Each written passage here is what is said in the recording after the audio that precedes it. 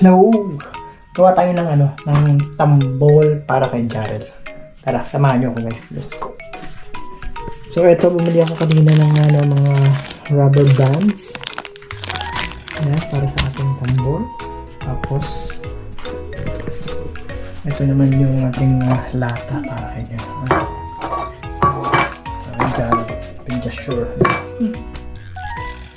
Ito guys, sinugasan muna natin yung lata para malinis. Yan.